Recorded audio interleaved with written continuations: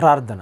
మహోన్నతుడైన మా పరమ తండ్రి, కృతజ్ఞతలు దేవా, ఇప్పటి వరకు అనేక విషయాలు మాకు నేర్పించి మరలా మీ మనస్సును తెలుసుకోవడానికి మరొక దినాన్ని మాకు ఇచ్చిన విధానాన్ని బట్టి కృతజ్ఞతలు తండ్రి.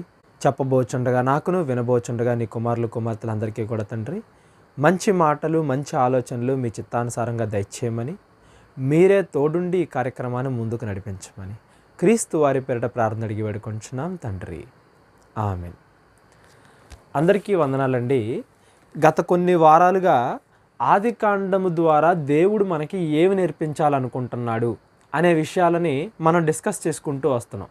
ఆదాము హవ్వల దగ్గర నుండి స్టార్ట్ చేసి వాళ్ళ ద్వారా దేవుడు మనకేం తెలియజేయాలనుకుంటున్నాడు, బాల్యాన్ని ఇచ్చి దేవుడు మనకేం తెలియజేయాలనుకుంటున్నాడు, అబ్రహాము గారి గురించి బైబిల్లో రాయించి ఆయన విశ్వాసం ద్వారా మనకేం తెలియజేయాలనుకుంటున్నాడు. ఇలా ప్రతి ఒక్కరి జీవితాన్ని మనం చూసుకుంటూ వచ్చాం. అయితే పోయిన వారం కూడా యోసేపు గారి జీవితంలో జరిగిన, ఎస్పెషల్గా ఆయన బాల్యంలో జరిగిన విషయాల నుండి దేవుడు మనకి ఏమి నేర్పించాలనుకుంటున్నాడు అనే విషయాలు మనం చూసాం. అయితే ఈ వారం కేవలము యోసేపు గారి యవ్వనము, వృద్ధాప్యంలో జరిగిన సంఘటనలు మాత్రమే కాదండి, ఆదికాండం మొత్తం ద్వారా కూడా దేవుడు మనకి ఏమి నేర్పించాలనుకుంటున్నాడు అనే విషయాన్ని సమ్మరికల్గా చూద్దాం. ఆదికాండం మొత్తం ఒక ఎత్తు అయితే చివరి 10 అధ్యాయాలు, 39వ అధ్యాయం, 38వ అధ్యాయం దగ్గర నుండి చివరి వరకు 50 అధ్యాయం వరకు కూడా యోసేపు గారి జీవితంలో జరిగిన కొన్ని మలుపుల్ని, ఆయన చిన్నతనంలో ఏం ఫేస్ చేశాడు, మరలా అదే యవ్వనంలో ఎలా రిఫ్లెక్ట్ అయింది, ఇలాగా ఆయన జీవితంలో సంఘటనల్ని దేవుడు 10 అధ్యాయాల్లో చాలా వివరంగా రాయించుకుంటూ ఎందుకు వచ్చాడంటే దాని నుండి మనం నేర్చుకోవాల్సింది చాలా ఉంది. ఏంటది, ఏం నేర్పించాలనుకుంటున్నాడు, ఈరోజు ఈ వారం మనం ఏమి నేర్చుకోవాలి అని దేవుడు కోరుకుంటున్నాడు అంటే, మనం ఏ పని చేసినా అది మంచి అయినా సరే చెడైనా సరే అంతకన్నా ఎక్కువ మోతాదులో మరలా మన మీదకి అది రిఫ్లెక్ట్ అయ్యి వస్తుంది.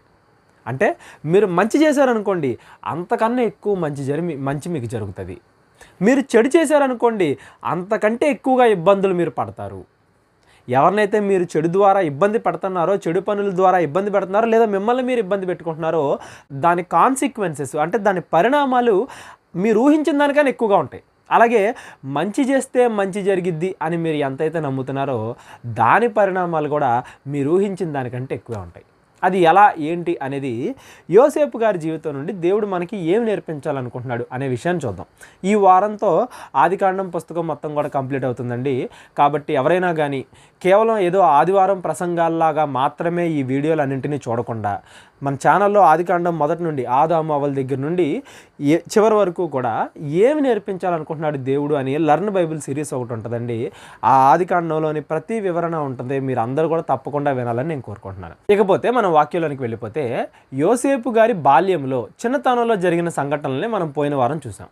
ఏం జరుగుతుంది, ఆయన చిన్నప్పుడు ఆయన సహోదరులు ఎవరైతే ఉన్నారో వాళ్ళు చేసిన తప్పుల్ని వెళ్ళి తన తండ్రికి చెప్పేవాడు. దాంతో సహోదరులు ఆయన మీద బాగా కోపం పెంచేసుకుని ఆ కోపాన్ని అక్కడికక్కడ ఏమంటారు, ఏదో ఒక రకంగా సమాధాన పడకుండా దాన్ని ఇంకా ఇంకా ఇంకా పెంచుకొని ఒక పగ తీర్చుకోవాలి, లేకపోతే చంపేయాలి అనే స్టేజ్కి దాన్ని తీసుకెళ్ళి తమ సహోదరుని ఆ తమ్ముడిని చంపేద్దాం అనుకుంటారు చివరికి. కాకపోతే అంతకన్నా దారుణమైన పని ఏంటంటే, చంపేస్తే మాకేం దొరకదు కదా, కాబట్టి ఏం చేద్దామంటే వేరే వాళ్ళకి అమ్మేద్దాం అని చెప్పేసి యోసేపు గారిని అమ్మేస్తారు, కొంత డబ్బులకి అమ్మేస్తారు. అమ్మేయడం వరకు మనం పోయిన వారం చూసాం. అయితే అమ్మిన తరువాత దేవుడు యోసేపు గారికి ఏ పని ఇచ్చాడు అనేది కనుక మనం గమనించినట్లయితే, ఆదికాండం 39వ అధ్యాయము మొదటి వచనం నుండి చూస్తే యోసేపు గారిని ఎవరికి అమ్మేశారో, ఆయన దగ్గర ఏం జరిగింది ఏదైనా చూస్తామండి.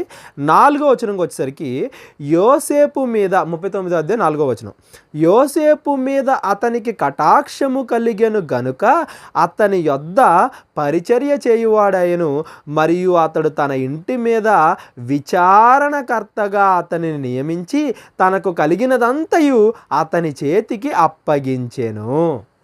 యోసేపు మంచిగా ఉన్నాడు కాబట్టి యోసేపు దేవుడికి తోడున్నాడు అంటండి. అయితే యోసేపు గారికి ఉద్యోగం ఏ ఉద్యోగం దొరికిందంట? విచారణకర్త. విచారణకర్త అంటే ఏంటంటే అక్కడ ఎవరైతే సైన్యాధిపతి ఆ పోతీఫర్ ఉన్నాడో వాళ్ళ ఇంట్లో చాలామంది సేవకులు ఉంటారు. ఆ సేవకులందరూ కూడా కరెక్ట్గా పనిచేస్తున్నారా లేదా, ఇదిగో ఇల్లు ఉడ్చేవాళ్ళు కరెక్ట్గా ఇల్లు ఉడుతున్నారు లేదా, ఇదిగో పొలం పనులు చూసుకునేవాళ్ళు పొలం పనులు కరెక్ట్గా చూసుకుంటున్నారు లేదా, వాళ్ళకి డబ్బులు ఇచ్చేవాళ్ళు తీసేవాళ్ళు వాళ్ళందరూ కరెక్ట్గా పనిచేస్తున్నారా, మధ్యలో ఎక్కడన్నా లంచాలు తీసుకోవడం అన్యాయం చేయడం ఇలాంటివి చేస్తున్నారా లేదా, లేకపోతే సైన్యాధిపతులు లేకపోతే సేవకులు లేకపోతే ఆ యుద్ధం చేసేవాళ్ళు వాళ్ళందరూ కూడా ఇలా ట్రైన్ అవ్వాలి అన్నీ చేస్తారు. అంటే ఏంటి, ఏ పని సక్రమంగా జరుగుతుందా లేదా అనేది చెక్ చేయాల్సిన బాధ్యత ఎవరికి వచ్చింది? యోసేపు గారికి వచ్చింది. ఇక్కడ మీరు ఆలోచించండి, యోసేపు గారి బాల్యములో తమ అన్నలు చేసిన తప్పులను తీసుకెళ్ళి తమ తండ్రికి చెబుతున్నాడు యోసేపు అని దేవుడు మనకి ఎందుకు రాయించాడంటే తరువాత యోసేపుకి అదే ఉద్యోగం దొరికిందని మనకు తెలియడానికి.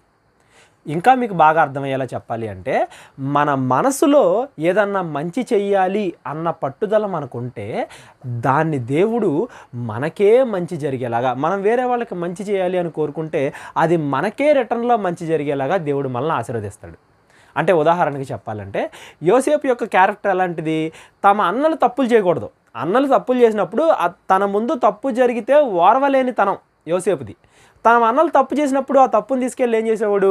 తన తండ్రికి చెప్పేవాడు. అంటే ఏంటి, తన ముందు ఏదైనా తప్పు జరుగుతుంటే అన్యాయం జరుగుతుంటే అతడు చూస్తూ ఉండలేడు, ఏదో ఒక రకంగా దాన్ని ఆపాలనుకుంటాడు. చిన్నతనంలో కాబట్టి అన్నలను డైరెక్ట్గా అనలేడు కాబట్టి వెళ్ళి వాళ్ళ నాన్నకి చెప్పేవాడు. కొంచెం పెద్దరిన తర్వాత దేవుడు ఏ ఉద్యోగం ఇచ్చాడు? తన ముందు ఏ తప్పు జరగకుండా ఉండేలా చూసే ఉద్యోగమే దేవుడు యోసేపుకి ఇచ్చాడు. అందుకే దాని పేరేంటంట? విచారణకర్త. ఆ సైన్యాధిపతికి ఏవేవైతే ఉన్నాయో అదంతా కూడా తీసుకెళ్ళి ఎవరికి అప్పగించాడంట? యోసేపుకి అప్పగించాడంట. అయితే ఇక్కడ మరలా అతని దగ్గర ఇంకో విషయం జరుగుతుంది. ఆ సైన్యాధిపతి దగ్గర మనం చూసాం పోయిన వారం ఆల్రెడీ. వాళ్ళ ఆవిడ యోసేపు మీద కన్నేసి యోసేపుని మోసం చేద్దామని చూస్తుంది. అయితే అక్కడ కూడా యోసేపు ఏం చేస్తాడంటే తన పవిత్రతను నిలబెట్టుకుంటాడు. తన పవిత్రతను నిలబెట్టుకోవడం వల్ల తన పొజిషను అంటే ఫస్ట్లో దానివలన అతడు జైలు పాలైనప్పటికీ కూడా తన నిజాయితీ నిరూపించుకున్నాడు ఆయన. ఈ సేనాధిపతి యొక్క భార్య యోసేపును మోసం చేసి అతడే నన్ను పాడు చేయబోయాడు, అతన్ని పాడు చేయబోయింది, ఫైనల్గా మళ్ళీ ఏం చెప్పింది? అతడే నన్ను పాడు చేయబోయాడు అని చెప్పేసరికి యోసేపు గారిని తీసుకెళ్ళి జైల్లో వేస్తారు. జైల్లో వేసిన తర్వాత యోసేపు గారు ఏమనుకోవచ్చు? అరే నా పనిలో నేను కరెక్ట్గా చేస్తున్నానే, చిన్నప్పుడు నా పని నేను మంచిగా చేశాను, మా సహోదరులు ఏం చేశారంటే నన్ను చంపేద్దామని చూశారు, గొంట్లో పడేశారు, తర్వాత మళ్ళీ వేరే వాళ్ళకి అమ్మేశారు. అట్లీస్ట్ ఎక్కడైతే సేనాధిపతి దగ్గర నాకు ఉద్యోగం దొరికిందో ఆ ఉద్యోగంలో అయినా నేను నిజాయితీగా పనిచేస్తున్నాను, అయినా కానీ నాకేం జరుగుతుంది? మరలా అన్యాయమే జరుగుతుంది. వాళ్ళ ఆవిడ తప్పు చేస్తే నన్ను తీసుకొని జైల్లో పడేశారే, ఇంకా నేను మంచిగా ఉండటం వల్ల ఏమి లాభం అని యోసేపు గారు ఆలోచించి తన మంచితనాన్ని తను కోల్పోవచ్చు. కానీ ఆయన అలా చేయలే. అక్కడ కూడా తను పరిశుద్ధంగా ఉన్నాడు, నిజాయితీగా ఉన్నాడు, మంచి చేయాలి అనే పట్టుదల కలిగి ఉన్నాడు, దేవుడి మీద నమ్మకం కలిగి ఉన్నాడు. కాబట్టి మరలా దేవుడు ఏం చేశాడంటే యోసేపుని తీసుకెళ్ళి ఫరో దగ్గర ఉద్యోగంలో పెట్టాడండి. ఫరో దగ్గర ఉద్యోగం అంటే అది ఉద్యోగం కాదు, ఏకంగా ఫరో ఉద్యోగమే యోసేపుకి ఇచ్చినట్టుగా లెక్క. చూడండి, అదే వచనాన్ని మనం చూస్తాం. ఆదికాండము 41వ అధ్యాయం 44వ వచనం. మరియు ఫరో యోసేపుతో, ఫరోను నేనే, అయినను నీ సెలవు లేకుండా ఐగుప్తు దేశమందు ఏ మనుష్యుడు తన చేతినైనను కాలినైనను ఎత్తకూడదని చెప్పాను. అంటే ఏంటండి, ఏకంగా డైరెక్ట్గా ఫరో ఉండడానికి ఉంటాడు, కానీ ఫరో బాధ్యతలు కూడా ఎవరు చూసుకుంటారు? యోసేపు గారు చూసుకుంటారు. యోసేపు గారికి ఐగుప్తు దేశం మొత్తాన్ని పట్టించాడు దేవుడు. అంటే ఏంటి, ఐగుప్తు దేశం మొత్తంలో ఏ తప్పు జరగకుండా చూసుకోవాల్సిన బాధ్యత, అందరినీ మంచిగా కాపాడే బాధ్యత దేవుడు తీసుకెళ్ళి ఎవరికి ఇచ్చాడంటే యోసేపు గారికి ఇచ్చాడు. దీని ద్వారా మనం తెలుసుకోవాల్సింది ఏంటంటే, మనం ఏ పని చేస్తున్నాం, ఇప్పుడు ఫర్ ఎగ్జాంపుల్కి మనం గవర్నమెంట్ జాబ్ చేస్తున్నాం అనుకోండి, లేదా ఒక ప్రైవేట్ జాబ్ చేస్తున్నాం అనుకోండి, మనకి ఏదైతే జాబు దేవుడు ఇచ్చాడో, ఏదైతే ఉద్యోగం ఇచ్చాడో ఆ ఉద్యోగంలో మనం మంచిగా ఉండాలి, మనం నిజాయితీ కలిగి ఉండాలి. గవర్నమెంట్ ఉద్యోగస్తుల్లో, లేకపోతే ప్రైవేట్ ఉద్యోగస్తుల్లో, లేకపోతే ఆటో నడిపే వాళ్ళలో, లేదంటే బస్సు డ్రైవర్, అంటే ఏ ఉద్యోగంలో అయినా కానీ మనం నిజాయితీ కలిగి ఉండాలి. దానివల్ల ఒక్కోసారి మనం బాధలు అనుభవించవచ్చు. యోసేపు గారు జైలుకి వెళ్ళొచ్చు, లేదా తన సహోదరుల దగ్గర మంచిగా ఉన్నందుకు ఆ సహోదరులు అతన్ని అమ్మేయాలనుకోవచ్చు. కానీ అల్టిమేట్గా దేవుడు మనల్ని చూస్తాడు, దేవుడు మనల్ని గుర్తుపెట్టుకుంటాడు. నువ్వు చేసిన మంచికి ప్రతిఫలాన్ని దేవుడు నీకు ఇస్తాడు. అదండి మనం గుర్తుపెట్టుకోవాలి. యోసేపు చిన్నతనంలో తన నిజాయితీని నిలబెట్టుకున్నాడు. ఆ సేనాధిపతి దగ్గర తీసుకెళ్ళి ఒక పెద్ద ఉద్యోగం ఇచ్చాడు దేవుడు. అక్కడ కూడా తన నిజాయితీని నిలబెట్టుకున్నాడు. ఒకవేళ ఇబ్బందులు వచ్చినా కానీ తన నిజాయితీని కోల్పోలేదు, పరిశుద్ధతను కోల్పోలేదు. డైరెక్ట్గా ఫరో ప్లేసే యోసేపు. అంతకన్నా ఇంకా ఐగుప్తు దేశంలో పెద్ద పోస్ట్ లేదు. అలాంటి పోస్ట్ని దేవుడు యోసేపు గారికి ఇచ్చాడు. మనం కూడా ఏ పనైనా చేయని ఆ పనిలో మనం నిజాయితీ కలిగి ఉంటే దేవుడు మనల్ని హెచ్చిస్తాడు, దేవుడు మనల్ని ఆశీర్వదిస్తాడు. మనం చేయాల్సిందల్లా ఏం లేదు, పనిలో నిజాయితీ కలిగి ఉండాలి. దేవుడిని గుర్తుపెట్టుకోవాలి. మనుషులు చూస్తారు కదా అంటే చాలామంది ఉంటారు, సీసీ కెమెరాలు చూస్తాయి కదా అని సీసీ కెమెరాలకు కనబడకుండా లంచాలు తీసుకుంటారు. లేకపోతే నా అధికారి చూస్తాడేమో, నా పైన ఉండేవాడు చూస్తాడేమో, వాళ్ళు చూస్తారేమో, వీళ్ళు చూస్తారేమో అని వాళ్ళు చూడనప్పుడు తప్పులు చేస్తారు. కానీ యోసేపు ఏమన్నాడండి, తన అధికారి లేడు కదా అని చెప్పి తన భార్యతో ఉందాం అనుకోలేదు. దేవుడు చూస్తున్నాడు, దేవుడికి ఎలాగ నేను విరోధంగా అయిపోతాను అన్నాడు. అధికారికి విరోధంగా అయిపోతాను అలా యోసేపు గారు ఏమన్నాడండి, ఆ మాట మరలా చదువుకుందాం మనం. నీతో నేను ఇలా పాపము చేసి నా దేవునికి నేను ఎలా దూరం అయిపోతాను అంటాడండి. ఆదికాండం 39:9 నీవు అతని భార్యవైనందున నిన్ను తప్ప దేనిని నాకు అప్పగింపకుండా ఉండలేదు. కాబట్టి నేనెట్లు ఇంత ఘోరమైన దుష్కార్యము చేసి దేవునికి విరోధముగా పాపము కట్టుకొందునని తన యజమానుని భార్యతో అనేను. అంటే యోసేపు గారు ఏం చూస్తున్నాడు? మనుషులు చూస్తున్నారా, మా అమ్మ నాన్న చూస్తున్నారా, లేకపోతే నా యజమానుడు చూస్తున్నారా, లేకపోతే నా పై అధికారి ఎవరు ఉంటారో వాళ్ళు చూస్తున్నారా? ఇది చూడట్లేదు. దేవుడు ఏం చూస్తున్నాడు, దేవుడు నా గురించి ఏమనుకుంటున్నాడని యోసేపు గారు దేవుడు గురించి ఆలోచిస్తున్నాడు. అందువల్ల యోసేపు గారి పొజిషన్ అలా ఇంక్రీజ్ అవుతూ వెళ్ళిందండి. మనం ఏ పనైనా చేయని, డబ్బు కోసం ఆశపడుతున్నావా, లేదంటే చదువు కోసం ఆశపడుతున్నావా, లేదా ఉద్యోగం కోసం ఆశపడుతున్నావా, లేదా పిల్లల పెళ్లి కోసం ఆశపడుతున్నావా, నీ పని ఏదైనా అయి ఉండొచ్చు. ప్రజెంట్ ఇప్పుడు నువ్వు ఉన్న స్థితిలో నిజాయితీగా ఉంటే నువ్వు కోరుకున్న దాన్ని దేవుడు నీకు అందిస్తాడు. మధ్యలో కొన్ని ఆటంకాలు కలగొచ్చు, కానీ ఫైనల్గా దేవుడు నిన్ను ఆశీర్వదిస్తాడు. కానీ ఏం చేయాలి? ఆశీర్వదించడానికన్నా ముందు మనం మన పనిలో నిజాయితీ కలిగి ఉండాలి. మనం మంచిగా ఉన్నాం అనుకోండి, దేవుడు దాన్ని అభివృద్ధి పరుస్తాడు. ఈవెన్ చదువుకునే వాళ్ళైనా కానీ చదువుకునేటప్పుడు చదువులో కనుక మనం శ్రద్ధ కలిగి ఉన్నామంటే దేవుడు ఖచ్చితంగా దాన్ని ఆశీర్వదిస్తాడు. కాకపోతే ఏం చేయాలి?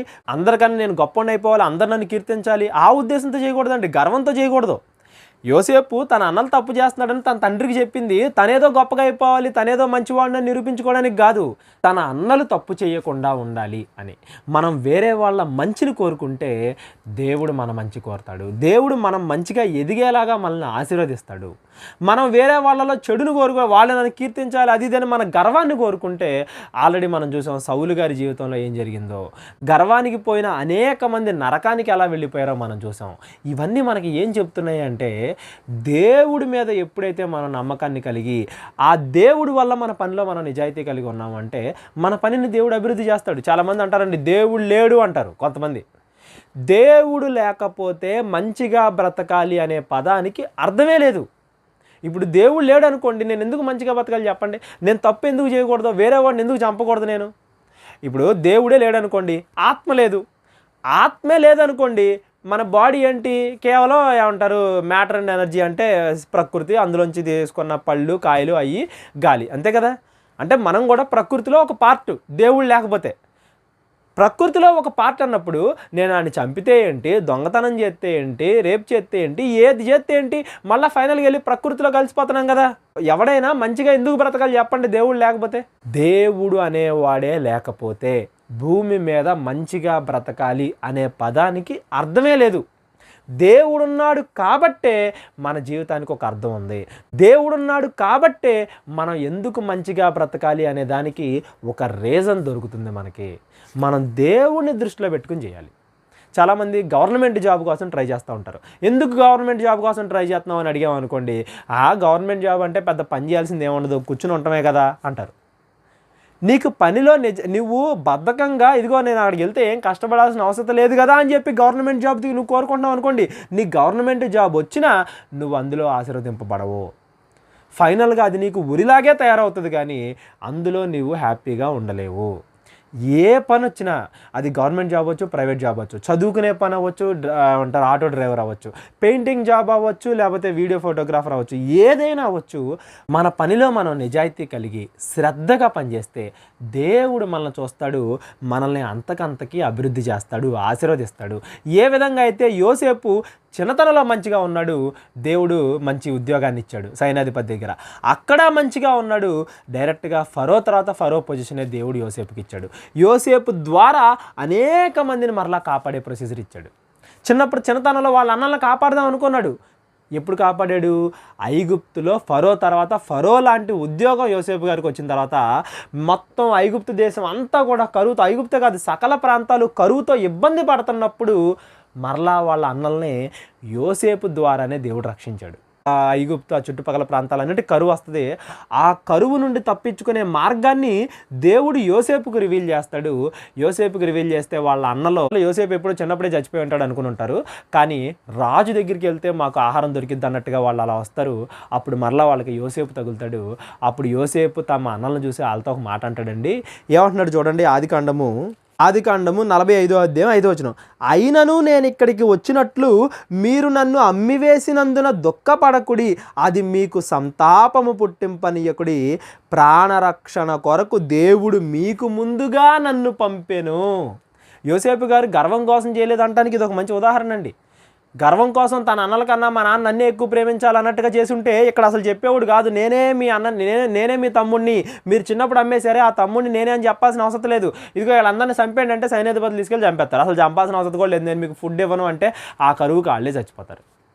అయినా కానీ వాళ్ళ మీద ఏం పెట్టుకోకుండా దేవుడు ఏమంటున్నాడంటే, మిమ్మల్ని రక్షించడానికి దేవుడు నన్ను ముందుగా పంపాడు అంటున్నాడంటే, యోసేపు గారి మనసు మంచిగా ఉంది, ఆయనలో దేవుని ఆలోచనలు ఉన్నాయి. అందువల్ల దేవుడు యోసేపుని నియమించుకున్నాడు, యోసేపుని అభివృద్ధిపరిచాడు, యోసేపు ద్వారా తన కుటుంబాన్ని కూడా కాపాడాడు. ఏమో మన కుటుంబంలో ఒకళ్ళిద్దరూ దేవుడి మీద నమ్మకం లేని వాళ్ళు ఉన్నారేమో, చెడ్డ మనసు కలిగిన వాళ్ళు ఉన్నారేమో, వాళ్ళని పద్దాక చేదరించుకోకుండా నువ్వు ఇలాగే ఉండాలి, ఇలా మంచిగా ఉండాలి, లేకపోతే నాశనం అయిపోతావు, లేకపోతే పాడైపోతావు అని పద్దాక వాళ్ళని ఇది చేయకుండా మనము మన పనిలో నిజాయితీగా ఉంటే, మనం వాళ్ళ మీద ప్రేమ కలిగి మన పనులు మనం చేస్తూ ఉంటే మనల్ని దేవుడు ఆశీర్వదిస్తాడు. మన ద్వారా మన కుటుంబాన్ని కూడా దేవుడు ఆశీర్వదిస్తాడు. మన కుటుంబం కూడా మన ద్వారా మారేలాగా దేవుడి ప్రణాళిక అనేది ఉండిద్ది. చిన్నప్పుడు యోసేపు గురించి వాళ్ళు ఎన్నో అనుకుని ఉండొచ్చు, కానీ తర్వాత యోసేపు గారి మనసు చూసి, అరే మేము మా తమ్ముడిని అమ్మేసాం, అయినా కానీ మా తమ్ముడు మా కోసం ఇక్కడ కష్టపడుతున్నాడే, మమ్మల్ని రక్షించడానికి ఇదిగో ఐగుప్తు ఫరోతో మాట్లాడుతున్నాడే, మమ్మల్ని మా మీద ఎటువంటి ఈర్ష్య పెట్టుకోకుండా, మా మీద ఎటువంటి కోపం పెట్టుకోకుండా, మాతో శత్రుత్వం పెట్టుకోకుండా కుటుంబం మొత్తాన్ని ఆయన, వాళ్ళ నాన్న, అన్నలు, వాళ్ళ భార్యలు అందరూ వచ్చి మరలా ఐగుప్తు దేశంలో నివాసం ఉంటారండి, అంత బాగా చూసుకుంటున్నాడే అని ఆయన మనసు చూసి వీళ్ళ చెడుతనం మారిపోయి ఉంటుంది. ఆయన మనసు చూసి వీళ్ళల్లో ప్రేమ పెరిగి ఉంటుంది. ఆయన యోసేపు గారి మనసు చూసి వీళ్ళకి దేవుడి మీద విశ్వాసం ఇంకా ఎక్కువ పెరిగి ఉంటుంది. మీరు ఆలోచించండి, యోసేపు గారు ఈ మాట అనడం వల్ల మీరు నాకు చెడు చేయాలని చూడొచ్చు, కానీ దేవుడు మీకు మంచి చేయడం కోసం నన్ను ఇలాగా దీవించాడు అని ఆ మాట చెప్పిన తరువాత ఆ సహోదరుల్లో, వాళ్ళ అన్నలో, వాళ్ళ నాన్నలో, వాళ్ళందరిలో దేవుడి మీద విశ్వాసం ఎంత బాగా పెరిగి ఉంటుందని మీరు ఆలోచించండి. మన కుటుంబం మన ద్వారా మారాలంటే పద్దాక వాళ్ళని నువ్వు ఇలా ఉండు, అలా ఉండు, అది ఇది అని గద్దించాల్సిన అవసరం లేదండి. మన పనిలో మనం నిజాయితీగా ఉంటే, మనం మంచిగా ఉంటే మన ద్వారా దేవుడు వాళ్ళని రక్షిస్తాడు. మన ద్వారా దేవుడి మీద నమ్మకం వాళ్ళకి పెరిగేలాగా దేవుడు చూసుకుంటాడు. మనం చేయాల్సిందల్లా దేవుడి మీద నమ్మకం కలిగి మనం మంచిగా ఉండాలి. నిన్న మేము ఒక షాప్కి వెళ్ళామండి. ఆ షాప్లో ఎవరైతే అమ్మేవాళ్ళు ఉన్నారో ఆ అమ్మేవాళ్ళు క్రిస్టియన్స్ కాదు.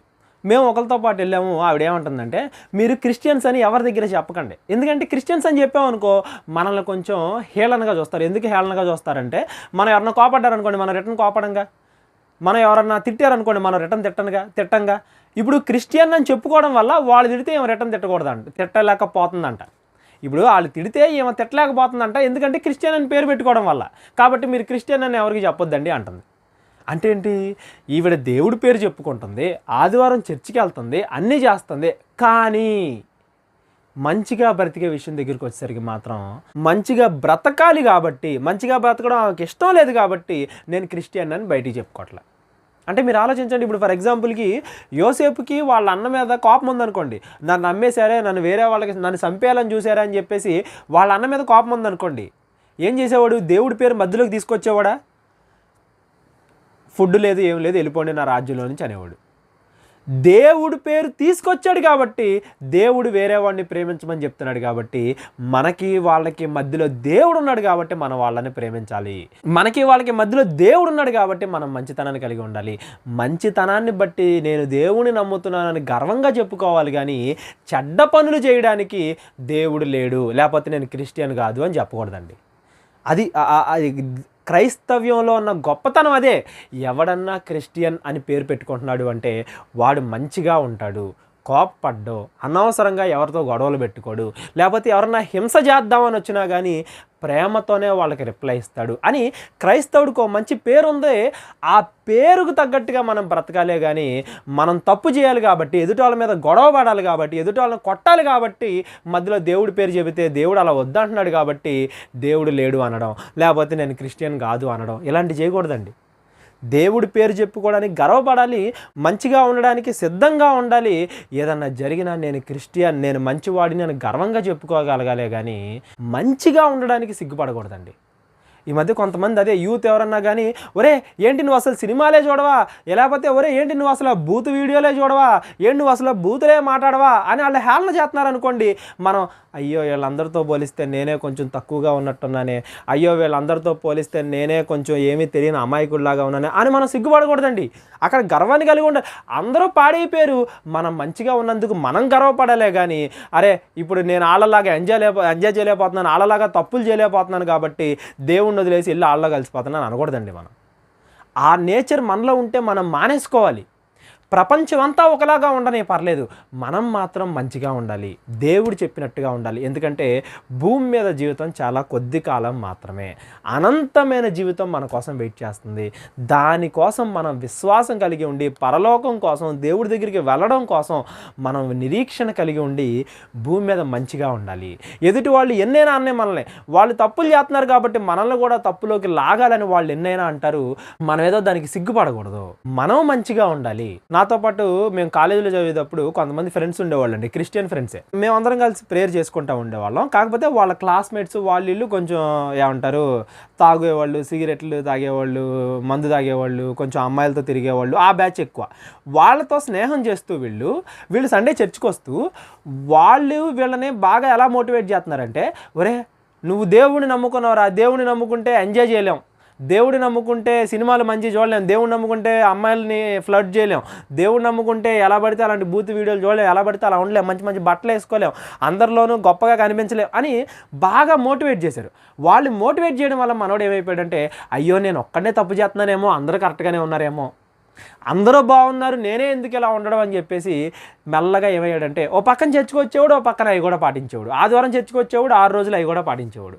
అలా కొంతకాలంకి ఏమైందంటే అందులోనే పూర్తిగా ఇన్వాల్వ్ అయిపోయాడు. ఆదివారం చర్చికి రావడం కూడా మానేశాడు. కొన్ని సంవత్సరాలు పోయిన తర్వాత అతనికి ఏమర్థమైందంటే, కొన్ని సంవత్సరాలు పోయిన తర్వాత అంటే ఏంటి, వాడికి పెళ్ళి అయిపోయింది, పిల్లలు పుట్టారు, ఒక పాప పుట్టి, ఆ పాప పుట్టిన తర్వాత ఇదిగో నేను ఏ పనులైతే కాలేజీలో చేశానో అయ్యే పనులు నా పాప చేస్తే తన భవిష్యత్తు ఏంటి, నేను ఒక తండ్రిగా సహిస్తానా అని తనకు తాను ఆలోచించుకున్నప్పుడు తాను చేసిన తప్పులు చూసి దేవుడు ఎంత బాధపడి ఉంటాడు అని అప్పుడు అర్థమైందండి.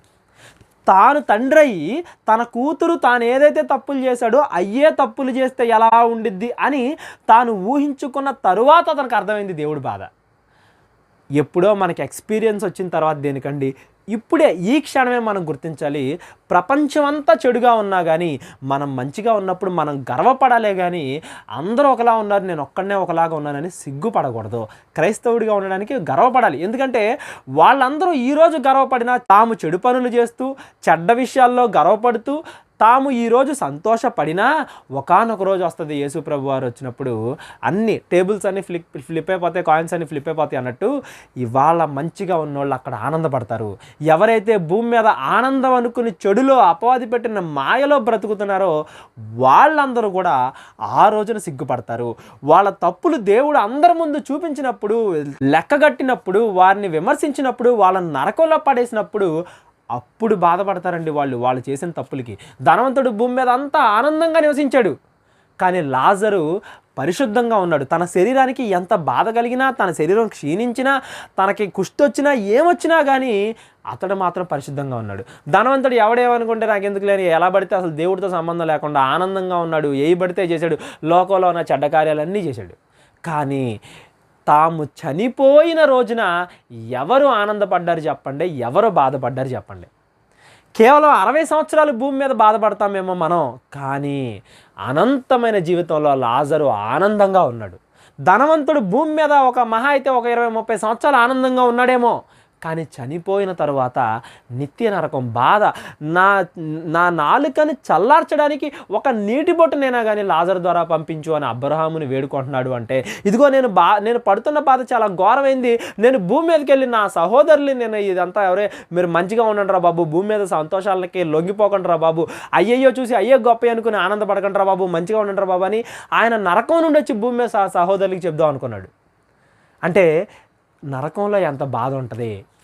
భూమి మీద ఏదో తప్పు చేసి అందులో గర్వపడడం కాదు, క్రైస్తవుడిగా ఉండడానికి మనం గర్వపడాలి.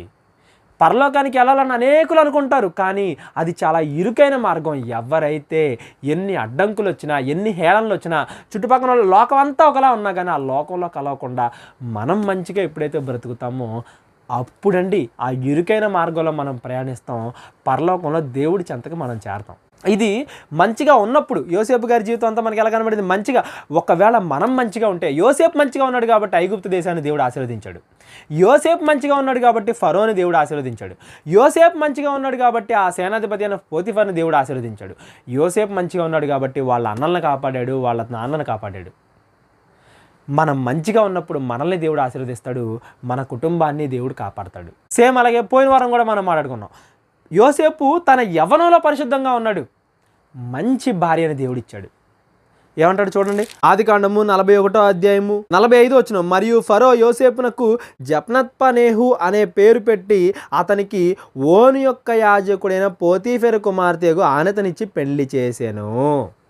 అంతకంటే గొప్ప గుణవతి అయిన భార్య అయి ఉంటుంది దేవుడు ఇచ్చాడంటే యాజకుడి యొక్క కుమార్తె. మనం చేసే పనిలో నిజాయితీ ఉండాలి, ప్రవర్తనలో పరిశుద్ధత ఉండాలి. ప్రవర్తనలో పరిశుద్ధత ఉందనుకోండి, యవ్వనంలో నీ జీవితాన్ని నువ్వు మంచిగా పరిశుద్ధంగా కాపాడుకున్నావు అనుకోండి, నీకు పరిశుద్ధమైన భార్యని దేవుడు తీసుకొస్తాడు. నీ యవ్వనంలో నువ్వు పరిశుద్ధంగా ఉన్నావు అనుకోండి, నీకు పరిశుద్ధమైన భర్తని దేవుడు తీసుకొస్తాడు. నీ ఉద్యోగంలో నువ్వు నిజాయితీతో ఉన్నావు అనుకోండి, ఆ ఉద్యోగంలో దేవుడు నిన్ను హెచ్చిస్తాడు. భూమి మీద నువ్వు మంచిగా ఉండడం కోసం కష్టపడ్డావు అనుకో, దేవుడు నీకు పరలోకాన్ని ఇస్తాడు. ఇది మనం మంచిగా ఉంటే మనం ఎక్స్పెక్ట్ చేసిన దానికన్నా ఎక్కువలో దేవుడు ఆశీర్వదిస్తాడు మనల్ని. యోసేపు కూడా ఎక్స్పెక్ట్ చేసి ఉంటాడు, నేను ఫరో తర్వాత ఫరో అంతటోన్ అవుతానని యోసేపు కూడా ఎక్స్పెక్ట్ చేసి ఉంటాడు. కానీ దేవుడు ఫరోని ఆశీర్వదించాడు, యోసేపు ద్వారా ఫరోని ఆశీర్వదించాడు, యోసేపు ద్వారా తన కుటుంబాన్ని ఆశీర్వదించాడు, యోసేపు ద్వారా దేవుడు ఐగుప్తు దేశం మొత్తాన్ని కాపాడాడు. మనం మంచి చేస్తే మనం ఊహించిన దానికంటే ఎక్కువగా దేవుడు మనం ఊహించిన దానికంటే ఎక్కువగా దేవుడు రిటర్న్లో మనకు మంచి చేస్తాడు. అదండి మనం గుర్తుపెట్టుకోవాలి. ఇంకోటి, యోసేపు వాళ్ళ అన్నల సంగతి మనం చూసాం అనుకోండి, వాళ్ళు చిన్నప్పుడు చెడ్డ పని చేశారు. ఏం చేశారు, తమ సహోదరుని చంపేద్దాం, వేరే వాళ్ళకి అమ్మేద్దాం అనుకున్నారు. ఆ బాధ వాళ్ళకి ఎంతకాలం ఉండుంటుంది చెప్పండి. మరలా వెళ్ళి వాళ్ళు యవనస్తులైన తర్వాత యోసేపుని కలుసుకునేంత వరకు కూడా ఆ బాధ వాళ్ళల్లో ఉండే ఉంటుందా లేదా? తమ తండ్రిని చూసినప్పుడల్లా వాళ్ళు చేసిన తప్పు వాళ్ళకి గుర్తొచ్చి ఉంటుందా లేదా? చేసిన తప్పు రిటర్న్లో మనం ఊహించిన దానికంటే ఎక్కువగా మన కాన్సిక్వెన్స్లో తగులుతుందండి. దాన్ని ఫేస్ చేయాలి మనం. దొంగతనం చేసినోడు ఒకలాగా ఫేస్ చేస్తాడు, రేప్ చేసినోడు ఒకలాగా ఫేస్ చేస్తాడు, హత్య చేసినోడు ఇంకోలా ఫేస్ చేస్తాడు. నువ్వు తప్పులు సైజు పెంచుకుంటా కొద్ది నీకు రిటర్న్లో కాన్సిక్వెన్సెస్ కూడా పెరుగుతూనే వెళ్తాయి. నీకు రిటర్న్లో ఆ ఇబ్బందులు కూడా పెరుగుతూనే పోతాయి. నువ్వు ఎంత తప్పు చేసి ఎంతైతే బాధ నువ్వు ఎక్స్పెక్ట్ చేస్తావో అంతకంటే ఎక్కువ బాధ నీకు కలిగిద్ది. మంచి చేస్తే అంతకంటే ఎక్కువ మంచిని దేవుడు నీకు ఇస్తాడు, చెడు చేస్తే అంతకంటే నువ్వు ఊహించిన దానికంటే ఎక్కువగా ఇబ్బందులు నువ్వు పడతావు. అదండి మనం ఇక్కడ గుర్తించాల్సింది. యోసేపుని కలిసేంతవరకే బాధపడ్డారా? యోసేపుని కలిసిన తర్వాత వాళ్ళు చనిపోయేంత వరకు యోసేపు మొహం చూసిన ప్రతిసారి కూడా వాళ్ళు చేసిన తప్పు వాళ్ళకి గుర్తొచ్చిద్దంటారా రాదంటారా చెప్పండి? అంటే ఏంటి, వాళ్ళ జీవితాంతం కూడా వాళ్ళు చేసిన తప్పుకి వాళ్ళు బాధ, మానసిక క్షోభ అంటారు చూసారా. దొంగతనం చేసినోడు సైలెంట్గా పడుకోలేడండి, నిద్ర పట్టదాడికి. ఏదైనా తప్పు చేసినోడికి నిద్ర పట్టదు. ఎందుకంటే వాడికి తెలుసు వాడు తప్పు చేశాడు అని. ఆ తప్పుకు తగిన శిక్ష గవర్నమెంట్ వేయకపోవచ్చు, ఏమైపోవచ్చు, మన మనసు మనకేసిద్ది. మనం తప్పు చేస్తున్నామని మనకి చెబుతూనే ఉంటుంది, మనం ప్రశాంతంగా ఉండలేం. ఆ బాధ మనం చివరి వరకు, దానికి పశ్చాత్తాపం పొందే వరకు, చివరి వరకు మనం వాళ్ళ ఫేస్ చూసిన ప్రతిసారి, దేవుడి దగ్గర ఆ విషయం గుర్తొచ్చిన ప్రతిసారి మనం బాధపడుతూనే ఉంటాం. చివరిదాకా మనం చనిపోయేంత వరకు కూడా అది గుర్తొచ్చిన ప్రతిసారి ఆ బాధ పెరుగుతూనే ఉండిద్ది కానీ తగ్గదు. సేమ్ అలాగే యోసేపు మీద కన్నేసిన ఆ పోతీఫర్ వాళ్ళ భార్య ఉంది.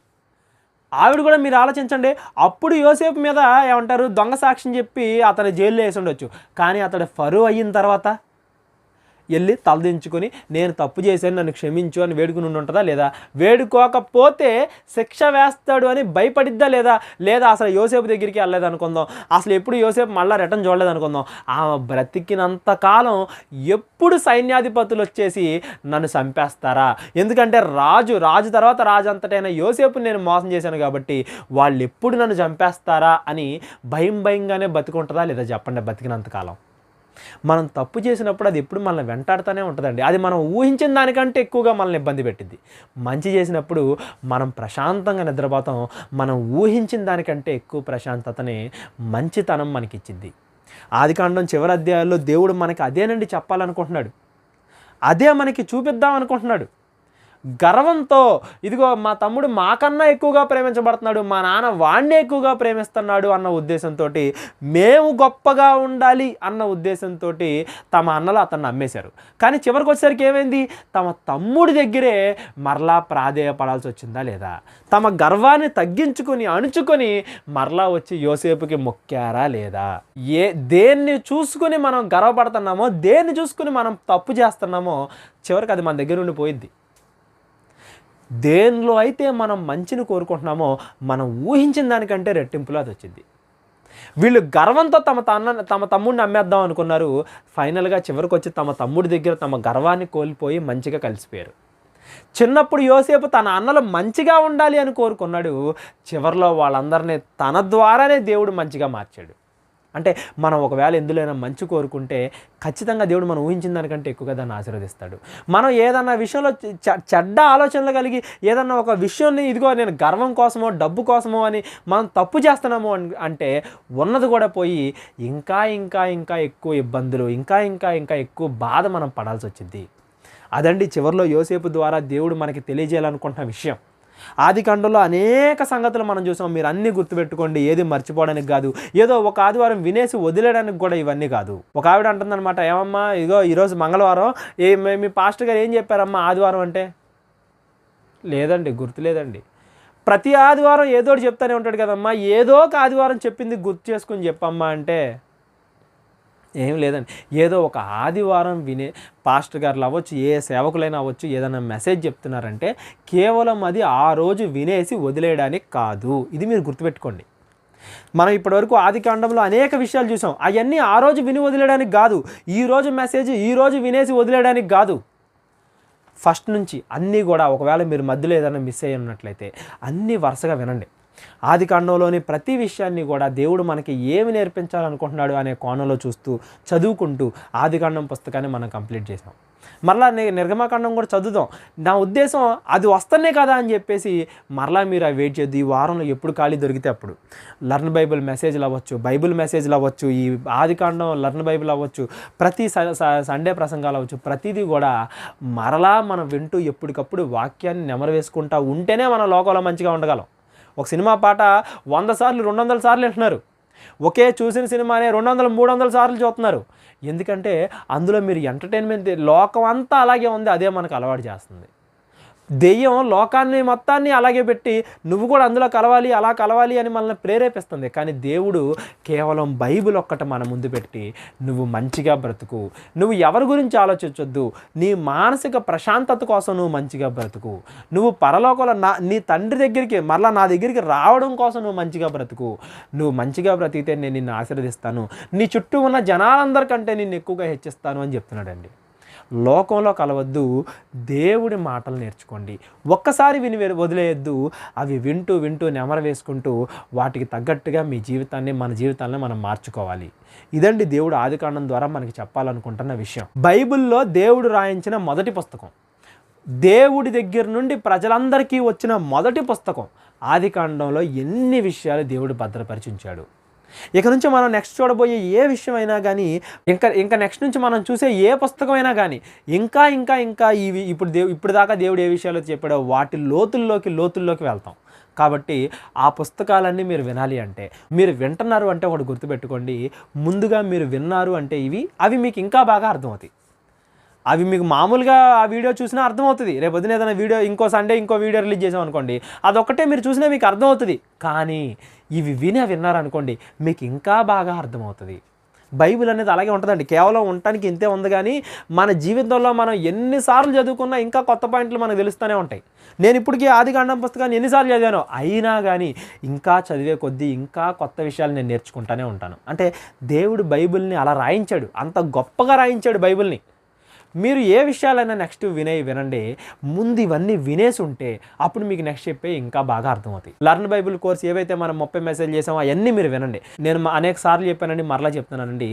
దేవునిలో మనం బలంగా నిలబడాలి అంటే, అపవాది పెట్టే ఆటంకాలకి లొంగిపోకుండా ఉండాలి అంటే, తప్పు చేయకుండా ఈ భూమి మీద బ్రతకాలి అంటే మనకి వాక్యము తప్పనిసరి. ప్రతిరోజు ఉండాలి వాక్యం. కేవలం ఆదివారం ఒక్కరోజు మాత్రమే కాదు, ప్రతిరోజు వాక్యం ఉండాలి.